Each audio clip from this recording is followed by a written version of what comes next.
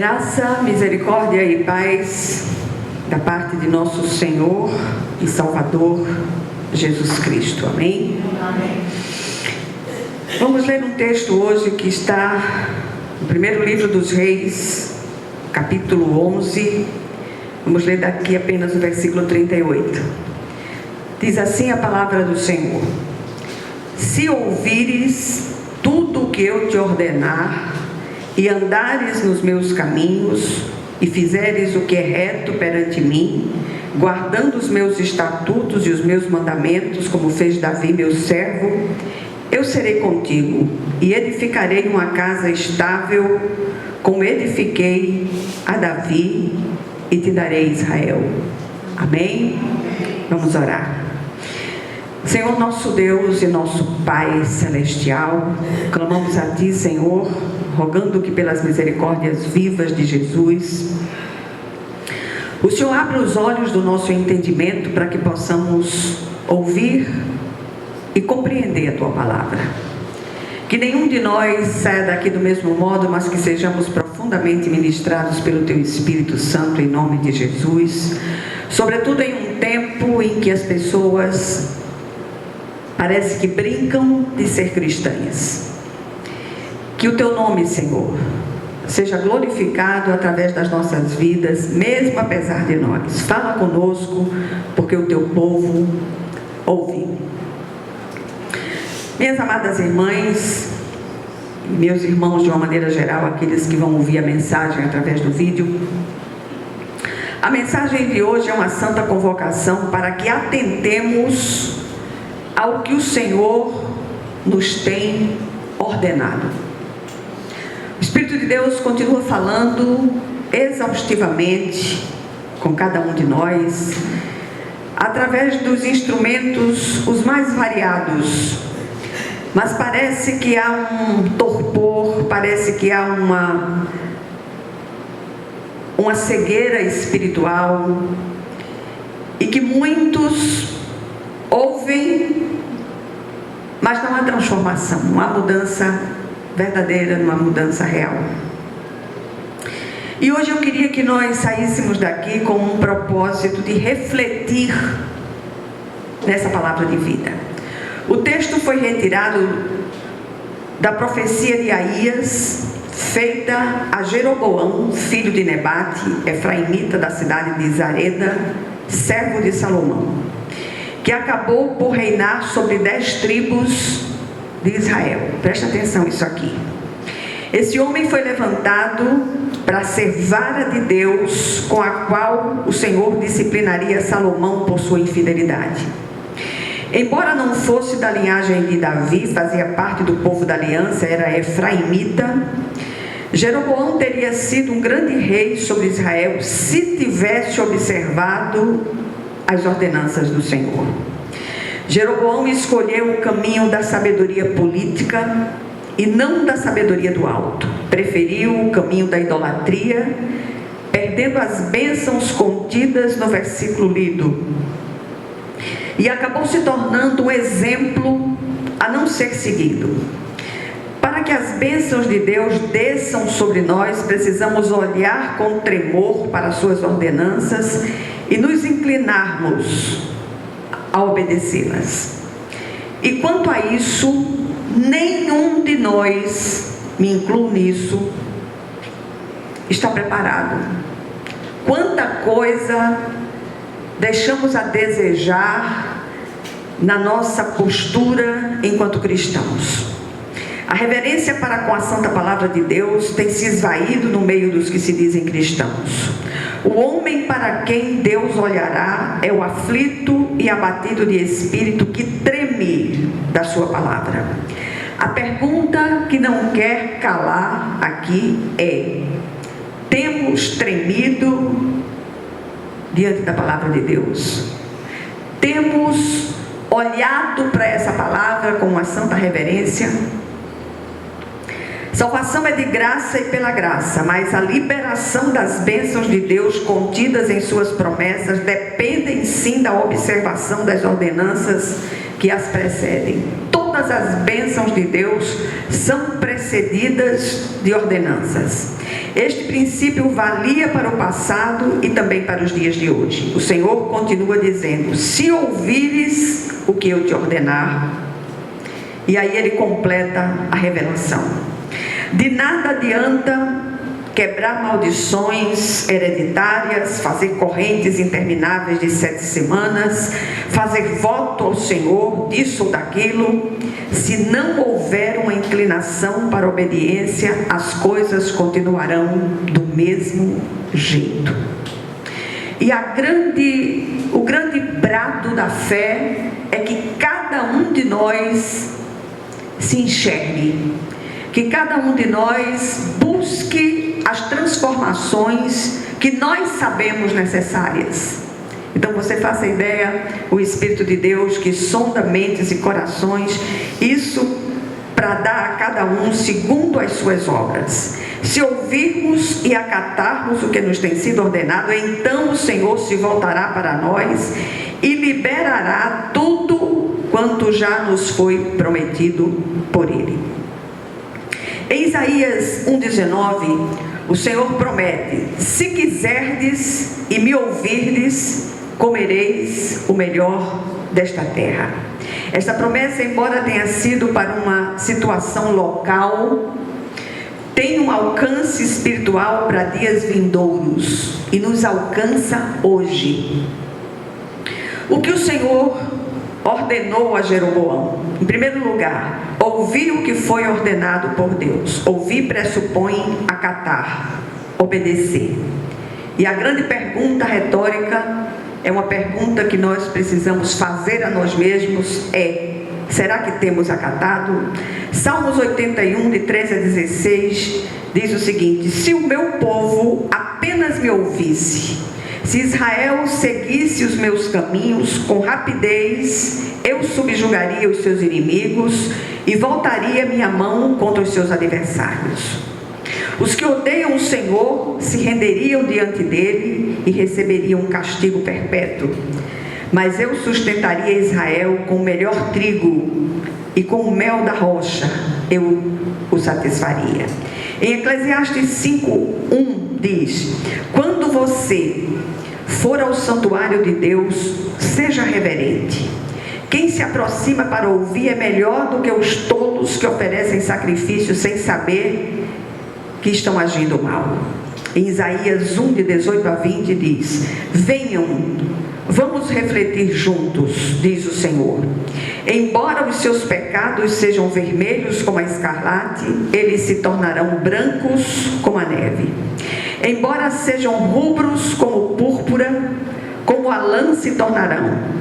Se vocês estiverem dispostos a obedecer, comerão os melhores frutos desta terra.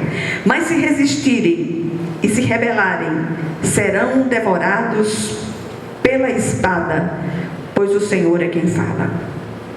Aí vamos ouvir Tiago, o meu irmão de Jesus. Tiago 1, 19 e 20 diz: meus amados irmãos, tenham isto em mente, sejam todos prontos para ouvir, tardios para falar e tardios para irar-se, pois a ira do homem não produz a justiça de Deus.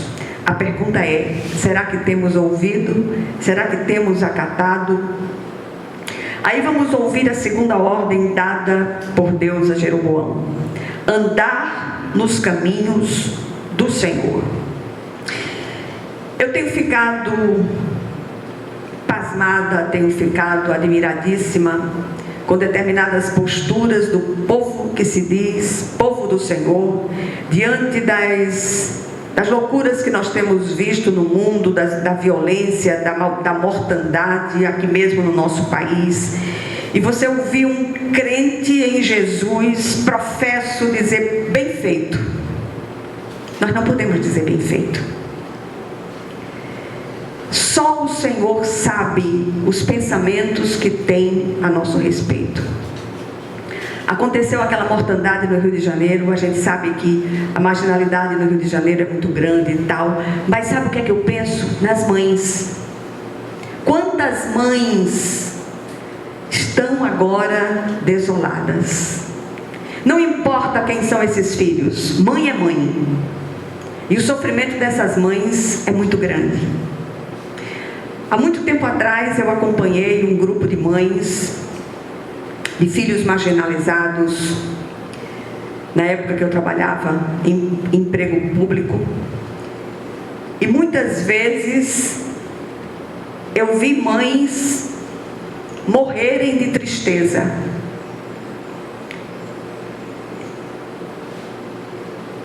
E muitas vezes essa tristeza ela é acentuada porque ouvimos aqueles que se dizem cristãos, aqueles que deveriam amar,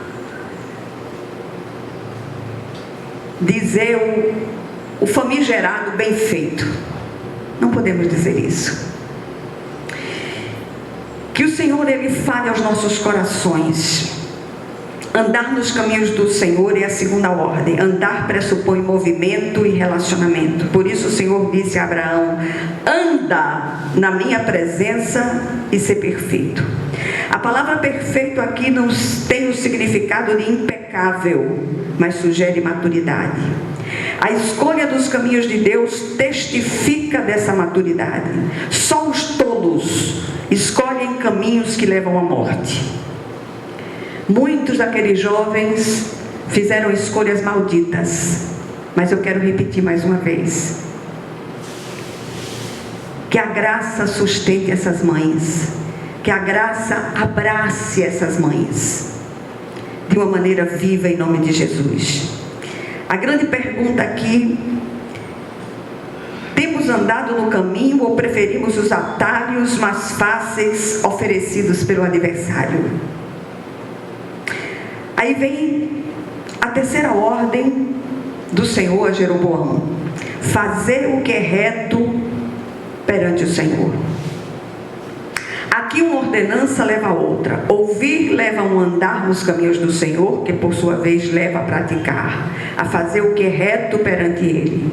Os retos têm um coração cheio de temor a Deus e gozam de sua intimidade. Percebem o Senhor em tudo que fazem. Por isso o autor de Provérbios diz que o Senhor trata os retos com intimidade. E o salmista no Salmos 11, versículo 7 diz: os retos contemplarão a face do Senhor. E quanto às nossas ações? E quanto às nossas intenções? E quanto aos nossos pensamentos que agasalhamos em nosso coração, ou em nossos corações? O Senhor não conhece apenas aquilo que brota dos nossos lábios. Ele conhece o nascedouro dos nossos pensamentos. Será que as nossas ações têm glorificado ao Senhor? O que temos feito quando ninguém está vendo? Aí vem a quarta ordenança: guardar os estatutos e mandamentos do Senhor, andar nos caminhos do Senhor, fazer o que é reto perante Ele, é em síntese guardar seus estatutos e mandamentos. Aquilo que não era possível no passado, é possível sim hoje pela presença e ação do Espírito Santo na vida dos regenerados. No Salmo 119, 11 diz: guardei no coração a tua palavra para não pecar contra ti. O salmista no Salmo 119, 88 e 89 clama: vivifica-me segundo a tua misericórdia e guardarei os testemunhos oriundos da tua boca. Para sempre, ó Deus, está firmada a tua palavra no céu. O que o Senhor prometeu a Jeroboão, se ele ouvisse o que lhe fora ordenado? Em primeiro lugar, o Senhor seria com ele. O Senhor promete jamais abandonar os que o buscam em verdade e se inclinam verdadeiramente para ele. Ele promete a Josué: ninguém te poderá resistir todos os dias da tua vida. Como fui com Moisés, assim serei contigo. Não te deixarei, nem te desampararei. Em segundo lugar, o Senhor prometeu a Jeroboão que edificar-lhe-ia uma casa estável. A casa do fiel é edificada sobre a rocha. Essa casa é inabalável, porque a rocha, que é o próprio Cristo, é o seu alicerce. Tem situações que nós precisamos aprender a dar aquela ré bacana, não confrontar pessoas e situações e ir à presença de Deus em oração. Apresentar diante de Deus aquilo que pesa, aquilo que incomoda, aquilo que nos faz chorar, aquilo que nos faz perder o sono. Tem coisas que não há argumentação humana que possa mudar. Por isso nós precisamos aprender, em primeiro lugar, a falar com Deus a respeito de certas situações. Mateus 7, 24 a 27 diz: portanto, quem ouve estas minhas palavras e as pratica é como um homem prudente que construiu a sua casa sobre a rocha. Caiu a chuva, transbordaram os rios, sopraram os ventos e deram contra aquela casa, e ela não caiu, porque tinha seus alicerces na rocha.